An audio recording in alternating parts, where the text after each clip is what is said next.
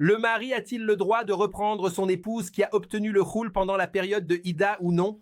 C'est-à-dire, si un homme accorde le khoul à son épouse, puis souhaite la reprendre alors qu'elle est encore dans sa période de Ida, sans son consentement, autrement dit, il veut la reprendre sans qu'elle soit d'accord, a-t-il le droit de la reprendre dans ce cas ou non? D'après l'accord des 4 écoles juridiques, il n'a pas le droit de la reprendre, qu'il ait prononcé le khoul ou le divorce. C'est-à-dire, s'il lui dit « tu es divorcé contre une compensation financière » ou « tu es libéré par khoul » car Allah, exalté soit-il, a dit « il n'y a pas de faute pour eux deux dans ce que l'épouse donne en compensation ».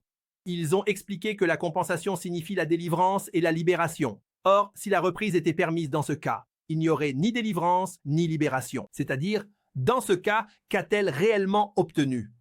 Ils ont dit aussi que la femme ne verse la compensation que pour se débarrasser du préjudice qu'elle subit. Donc, si le mari a le droit de la reprendre, alors le préjudice demeure toujours. Ainsi, selon l'accord des 4 écoles, le mari n'a pas le droit de reprendre sa femme pendant la période de viduité, si elle s'est libérée de lui par khoul. En revanche, si elle accepte cela, c'est-à-dire qu'il n'est pas permis de la reprendre sans son consentement, mais si elle y consent, alors cela est permis, tandis que si cela se fait sans son accord, alors ce n'est pas permis, et ce, selon l'accord des 4 écoles. Et Allah, exalté soit-il, est le plus savant et le plus élevé.